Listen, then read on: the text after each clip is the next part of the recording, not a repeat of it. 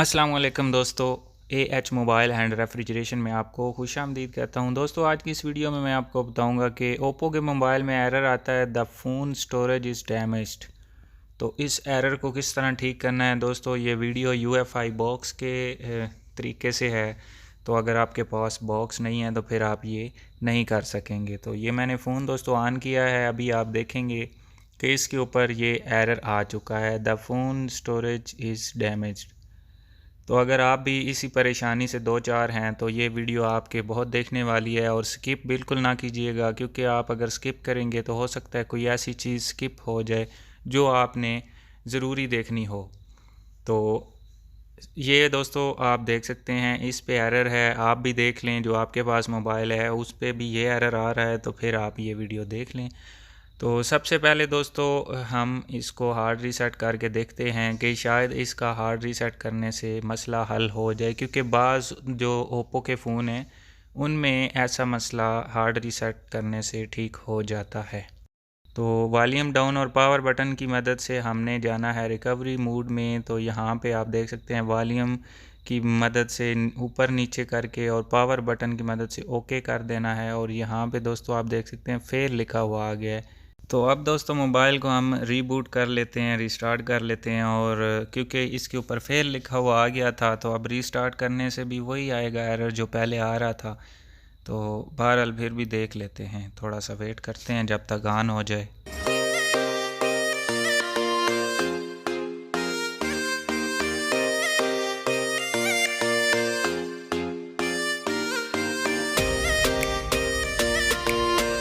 तो अभी भी दोस्तों आप देख सकते हैं यहाँ पे the phone storage is damaged.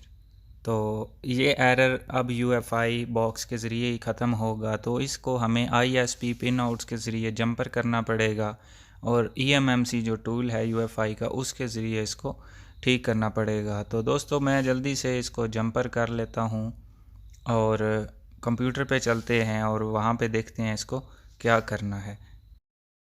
तो कंप्यूटर पे दोस्तों हम आ चुके हैं, और शुरू करने से पहले आप दोस्तों से गुजारिश है कि अगर आपने अभी तक हमारा चैनल सब्सक्राइब नहीं किया तो चैनल सब्सक्राइब कर लें, और अगर ये वीडियो आप फेसबुक से देख रहे हैं तो इस वीडियो के ऊपर फॉलो का बटन होगा वो लाजमी दबा लें, ताकि फ़ेसबुक पे भी आप ऐसी ही वीडियोस से लुत्फ़अंदोज़ हो सकें और कुछ सीख सकें। ये आप देख सकते हैं यहाँ पे भी वीडियोस अपलोड होती हैं। तो अब दोस्तों चलते हैं अपने काम की तरफ के काम किस तरह करना है। ये दोस्तों आप देख सकते हैं UFI का टूल हमने eMMC ओपन किया हुआ है। इसको यहाँ पे eMMC को चेक का निशान लगाना है और आइडेंटिफाई कर लेना है। तो ये आप देख सकते हैं दोस्तों आइडेंटिफाई हो चुका है, और इसकी किसी ने पहले भी रीपार्टीशनिंग की हुई है। इसका एंड्रॉयड सिस्टम इसके अंदर मौजूद है, और इसकी पार्टीशन कॉन्फ़िगरेशन भी ठीक है। ये सारी चीज़ें ओके होने के बावजूद भी फ़ोन ऑन क्यों नहीं हो रहा। तो हम दोस्तों इसकी डंप ले लेते हैं 64 MB की, यहाँ पे क्लॉक को भी बढ़ा लेते हैं। तो ये दोस्तों आप देख सकते हैं इसकी रीडिंग शुरू हो गई है।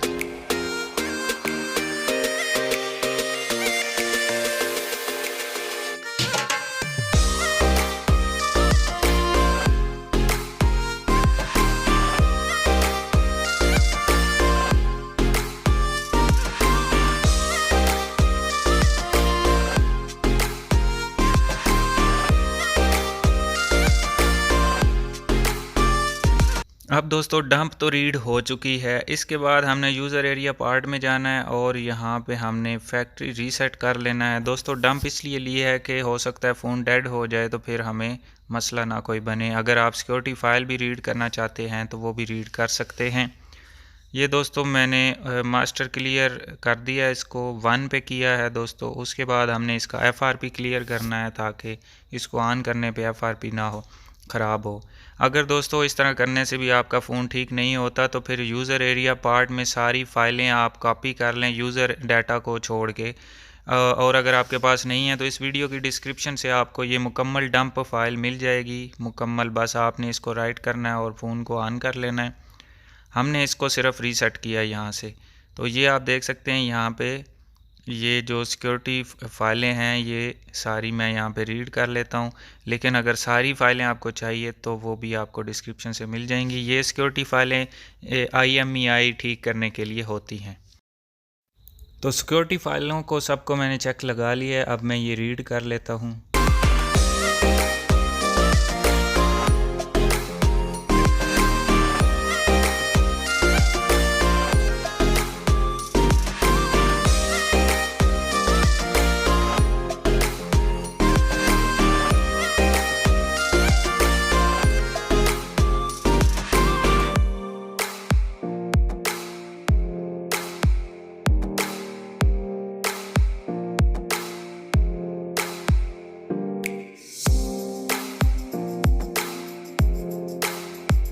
तो ये सारी दोस्तों फाइलें रीड हो चुकी हैं। अब एक दफ़ा फिर से आइडेंटिफाई करके आपको मैं दिखा देता हूँ कि इसके अंदर एंड्रॉयड सिस्टम भी मौजूद है और इसकी रीपार्टीशनिंग पहले से हुई है।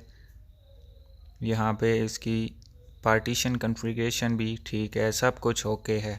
तो अब दोस्तों हम मोबाइल को ऑन करके चेक कर लेते हैं कि क्या हमारा फ़ोन अब ठीक हो गया है या नहीं हुआ। लेकिन अगर दोस्तों ठीक नहीं होता तो फिर हमें eMMC फैक्ट्री रेज़ करके, मुकम्मल eMMC रेज़ करके फिर दोबारा से फ्लैशिंग करनी पड़ेगी, तो ये ठीक हो जाएगा। अगर आपका ठीक नहीं होता तो आप इस तरीके से ठीक कर सकते हैं। तो ये दोस्तों फ़ोन को हमने दोबारा से जोड़ लिया और ऑन कर दिया है।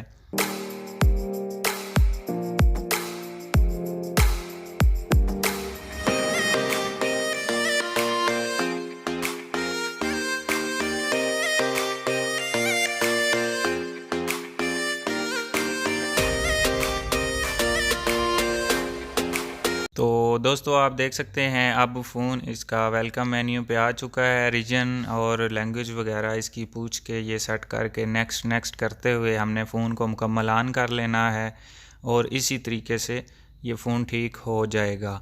तो दोस्तों एंड पे मैं फिर दोबारा आपको बता दूं, पहले भी बता चुका हूं कि अगर आपका फ़ोन ठीक नहीं होता तो फिर आपको eMMC फैक्ट्री रेज़ करके दोबारा से इसको फ्लैशिंग करनी पड़ेगी, तो फ़ोन ठीक हो जाएगा।